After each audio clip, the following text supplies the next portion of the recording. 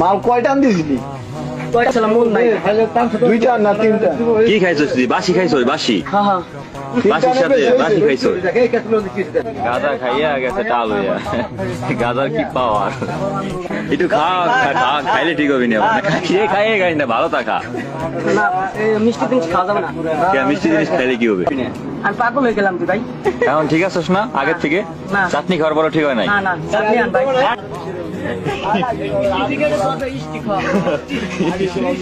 Sticky খাইছিস?